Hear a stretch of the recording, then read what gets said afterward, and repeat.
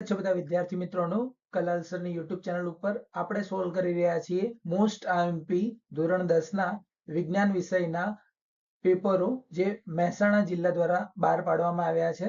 મહેસાણા જિલ્લાના 2025-26 ના વિજ્ઞાન વિષયના મોસ્ટ આઈએમપી પેપરો આપણે સોલ્વ કરી રહ્યા છીએ. વિડીયો લાઈક કરવાનું બાકી હોય લાઈક કરી દેજો, ચેનલને સબસ્ક્રાઇબ કરવાનું બાકી હોય જલ્દી સબસ્ક્રાઇબ કરી દેજો. વિભાગ એ આપણે સોલ્વ કરીશું જે બહુ જ મોસ્ટ આઈએમપી ગણવામાં આવે છે એ. તો પહેલો પ્રશ્ન જે છે જેની અંદર અહીંયા x જે છે એ ખૂટી રહ્યો છે, તો એ x ની કિંમત આપણે અહીંયા આગળ લાવવાની છે કે x ની કિંમત જે છે ઓપ્શન પ્રમાણે Na2SO4 થાય છે. પછી બીજો પ્રશ્ન જે છે અવરોધકતામાં SI નો એકમ ખાલી જગ્યા છે, તો આ મ્યુ મીટર જે આપેલું છે પણ m જે છે એ કેપિટલ એટલે કે ભાઈ સ્મોલમાં જ હોવું જોઈએ, એટલે મ્યુ મીટર બી ઓપ્શન ની અંદર છે. અને કઈ જોડ યોગ્ય નથી તો બાકીના મોસ્ટલી બધા ઓપ્શન સાચા છે, ખાલી આ એક ઓપ્શન જે છે એ ખોટો છે. ચોથો પ્રશ્ન કોઈ પણ માધ્યમનો નિરપેક્ષ વક્રી ભવનાંક હંમેશા 1 થી વધુ જ હોય છે. પાંચમો ગોલીય અરીસા માટે વક્રતા ત્રિજ્યા અને કેન્દ્ર લંબાઈ વચ્ચેનો સંબંધ તો r બરાબર 2f. સ્વયંપોષી માટે ખાલી જગ્યા આવશ્યક છે. જેટલા બી ઓપ્શન આપેલા હતા બધા જ ઓપ્શન જરૂરી છે, કારણ કે CO2 અને પાણી, ક્લોરોફિલ અને સૂર્યનો પ્રકાશ ત્રણેય જરૂરી છે. એના પછી 7 નંબરમાં આવે છે અહીંયા આગળ ખાલી જગ્યાઓ. ગ્રેફાઇટનું બંધારણ ખાલી જગ્યા અને સ્તરોથી બનતા જેવી રચના ધરાવે છે. તો જવાબની અંદર આમ તો જો કે ઓપ્શન આપેલા જ બાજુમાં, એટલે ષટકોણીય. ગ્રેફાઇટનું બંધારણ ષટકોણીય અને સ્તરોથી બનતા જેવી રચના ધરાવે છે. રેઝિન અને ગુંદર વનસ્પતિના ખાલી જગ્યા પદાર્થો છે, તો ઉત્સર્ગ પદાર્થો છે. મનુષ્યના દૈહિક કોષમાં ખાલી જગ્યા જોડ રંગસૂત્ર આવેલા હોય છે, તો 23. ખાલી જગ્યા અધાતુ ચળકાટ વિહીન છે, તો S એટલે કે સલ્ફર. અરીસાની મોટવણીનું સૂત્ર શું છે? 3 ઓપ્શન બી આપેલા છે, -V/U. ખાલી જગ્યા એ DNA નો ચોક્કસ ખંડ છે, તો જનીન. એના પછી ખરા ખોટા આપેલા છે.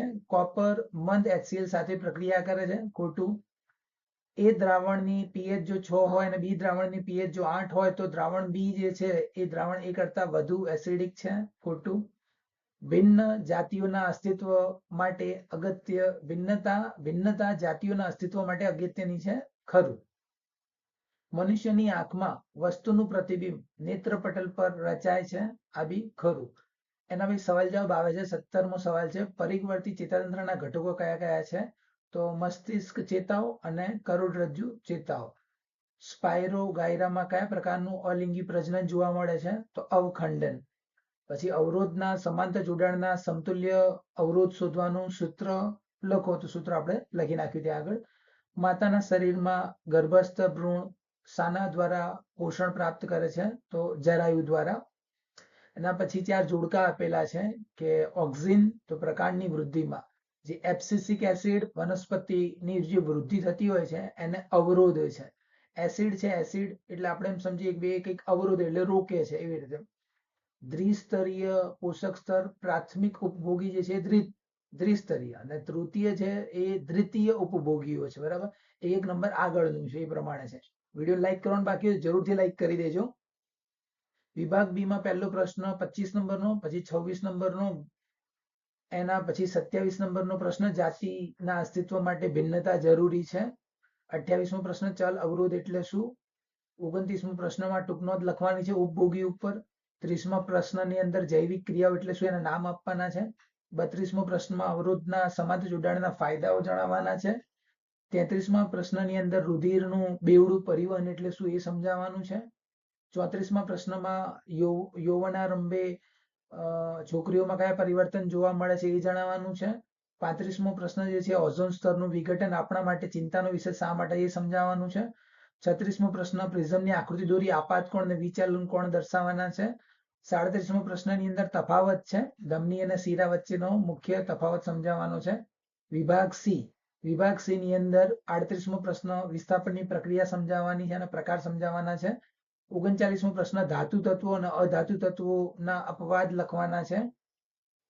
40મો પ્રશ્ન ધાતુ તત્વો અને અધાતુ તત્વો જે છે એના ગુણધર્મ વચ્ચેનો તફાવત દર્શાવવાનો છે, અને ભૌતિક ગુણધર્મો જ પૂછાતા હોય છે, એનો જ તફાવત દર્શાવવાનો છે. 41મો પ્રશ્ન વાનસ્પતિક પ્રજનન એટલે શું એના ફાયદા જણાવવાના છે. 42મો પ્રશ્ન ડીએનએ પ્રકૃતિ પ્રતિકૃતિનું પ્રજનનમાં શું મહત્વ છે એ દર્શાવવાનું છે. 43મો પ્રશ્ન જે છે પ્રાણીઓમાં નિયંત્રણ અને સંકલન અને અંતઃસ્ત્રાવી ક્રિયાવિધિની તુલના અને તેમનામાં ભેદ જણાવવાના છે. 44મો પ્રશ્ન ગોલીય અરીસા વડે થતા પરાવર્તન માટે નવી કાર્ટેશિયન સંજ્ઞા પ્રણાલી જણાવવાની છે. 45મો પ્રશ્ન માનવ મગજની આકૃતિ દોરી અને તેના અગ્ર મગજનું વર્ણન કરવાનું છે. 46મો પ્રશ્ન ખોરાપણું એટલે શું તેની સમસ્યા ઘટાડવાનો ઉપાય જણાવો. 47મો પ્રશ્ન વક્રીભવનના નિયમો અને એની આકૃતિ દોરી અને સમજાવો કાચના લંબઘન વાળું. વિભાગ ડી ની અંદર 48મો પ્રશ્ન વિરંજન પાવડરની બનાવટ અને એના ઉપયોગો જણાવવાના છે. 49મો પ્રશ્ન જે છે અહીંયા 47મો વિભાગ સી માં પૂછાયેલ છે એટલે ડાયરેક્ટ 48 થી શરૂ થયું છે. 48 પછી 49મો પ્રશ્ન જે છે વનસ્પતિમાં પાણીનું શોષણ અને તેનું ઉદ્વહન સમજાવવાનું છે. 50 નંબરમાં મનુષ્યનું શ્વસન તંત્ર સમજાવવાનું છે. એના પછી 51 નંબરની અંદર સમઘટકતા એટલે શું અને પેન્ટેનના સમઘટક જણાવી તેનું બંધારણીય સૂત્ર જણાવવાનું છે. 52 નંબરના પ્રશ્નની અંદર પીએચ માપક્રમ જણાવવાનો છે, એના વિશે માહિતી આપવાની છે. 53મો પ્રશ્ન જે છે ઘરેલું વિદ્યુત પરિપથમાં ઓવરલોડિંગના નિવારવા માટે કઈ સાવધાની રાખવી જોઈએ.